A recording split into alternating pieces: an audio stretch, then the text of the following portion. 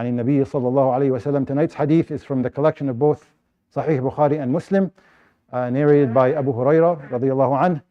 And if you remember, we started last week the mini-series of a hadith that start with whoever believes in Allah and the last day.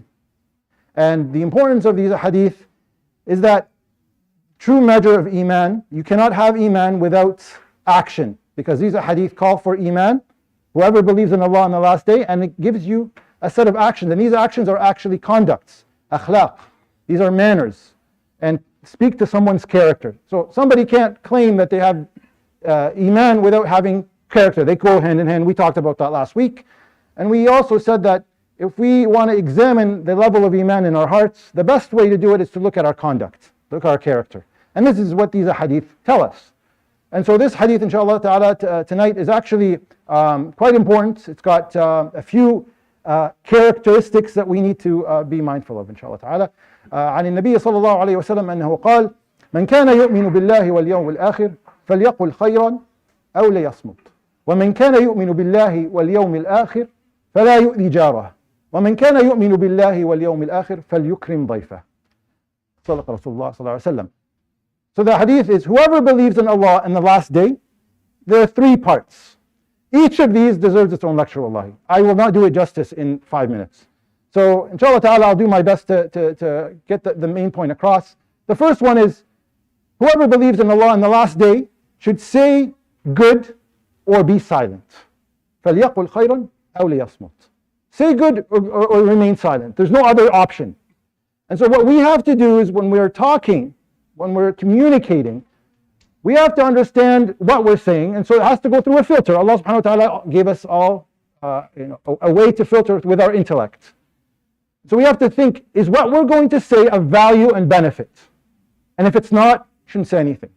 If we're going to say something of passing knowledge, if we're going to offer advice, if we're going to compliment someone, or even if we criticize someone, but that's done in a way that's appropriate, that's not in front of other people, so that they can, the main reason why you do that is you want them to take the message. But the whole point of that is to say conduct or say speech to change someone's conduct, even if it's criticism, it's khayr. The point is, how do you communicate that? Right? You say, well, it's just a word, it's just two words. And we say, how many relationships do we know? How many relationships were destroyed based on a few words? How many family members haven't talked together for years because of something that was said in the past?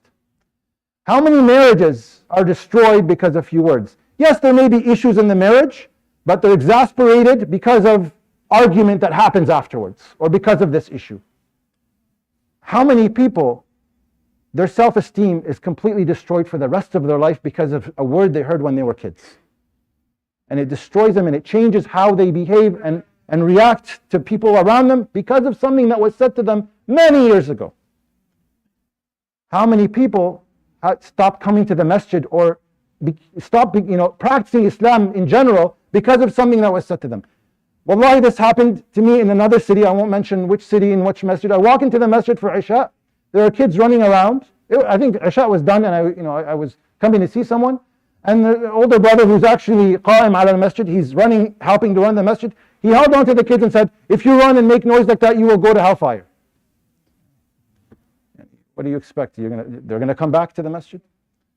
And so these words that we utter have to be considered and have to be of value. And in relation to iman, man kana yu'minu billahi wal yawm al-akhir, the believer is somebody who, when you're with, you feel secure. You feel secure from any harm or hurt that they may conduct or may impart on you, especially with their tongue. And so we have to be believers when people around us, they feel secure. They're not going to be insulted, they're not going to be put down, and so on and so forth. That's the first part of the hadith. The next part, وَمَنْ كَانَ يُؤْمِنُ بِاللَّهِ وَالْيَوْمِ الْآخِرِ فَلَا يُؤْذِي جَارَهُ. And we talked about that last week. فَلْيُكْرِمْ جَارَهُ. Now this is فَلَا يُؤْذِي جَارَهُ. And the difference is does not hurt their neighbor. And it's in the context of this hadith is what we just talked about. Do not, if you say good or stay silent. And so when it comes to your neighbor, somebody who lives beside you, somebody who you know probably a lot of their secrets, a lot of their matters, because they live in proximity to you, is not to harm them. لا يؤذي جاره. You don't harm them because you probably know some private matters of theirs. And so do not speak about these publicly to other people. Do not speak about those to other people. And Allah subhanahu wa ta'ala emphasized the importance of being very kind to the neighbors. We talked about that last week, but I'll just briefly mention that Allah subhanahu wa ta'ala attribute all of these important acts right after وَاعْبُدُوا اللَّهَ وَلَا تُشْرِكُوا بِهِ شَيْئًا وَبِالْوَالِدَيْنِ إِحْسَانًا. Worship Allah subhanahu wa ta'ala and don't associate with Him, and be good and kind to your parents. وَبِذِي الْقُرْبَى وَالْيَتَامَى وَالْمَسَاكِينِ وَالْجَارِ ذِي الْقُرْبَى وَالْجَارِ الْجُنُوبِ. That Allah subhanahu wa ta'ala included the close neighbor and the far neighbor in being a muhsin to them, having the best of conduct to them. And we talked about last week how even the Prophet ﷺ thought at one point Jibreel was going to mandate that they would become heirs to him, alayhi salatu wasalam. And the third part of the hadith, وَمَنْ كَانَ يُؤْمِنُ بِاللَّهِ وَالْيَوْمِ الْآخِرِ فَلْيُكْرِمْ جَارَهُ or فَلْيُكْرِمْ ضَيْفَهُ, that the person who believes in Allah on the last day should honor their guest, should honor guests, be hospitable to our guests, be generous to our guests, give them our full attention. They are our guests in our home. We give them from the best what we have. And subhanAllah, and I'll close with this inshallah ta'ala. Sayyidina Ibrahim alayhi salam, the malaika came to him in the form of humans to tell him, give him glad tidings of a son, and to tell him about Qawm Lut. They came in the form of humans, and when they came, the first thing he did, alayhi salam, is he rushed. فَمَا لَبِثَ أَنْ جَاءَ بِعِجْلٍ حَنِيذٍ. He came with a calf that was roasted. He roasted a whole calf for them and brought it to serve them. Only 3 of them. And in another ayah, بِعِجْلٍ سَمِينٍ, a fattened calf. And so that talks about quality and quantity. He presented to them quality, the best of what he had, alayhi salam, and a lot of it. It's a big calf. It's not just any small. And this talks about this speaks to the generosity. Allah subhanahu wa ta'ala in the middle of a story mentioned the fattened calf or the roasted calf. Allah subhanahu wa ta'ala doesn't add words in the Quran for no reason. In the entire story, these words are mentioned to show us the generosity and hospitality that Sayyidina Ibrahim had for his guests. It's something that we should learn from.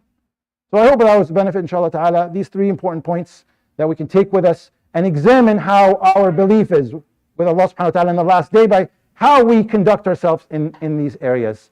يروي الشيخان في الصحيحين عن أبي هريرة رضي الله عنه وأرضاه عن النبي صلى الله عليه وسلم أنه قال: من كان يؤمن بالله واليوم الآخر فليقل خيرا أو ليصمت، ومن كان يؤمن بالله واليوم الآخر فلا يؤذي جاره، ومن كان يؤمن بالله واليوم الآخر فليكرم ضيفه. صدق رسول الله صلى الله عليه وسلم. سبحانك اللهم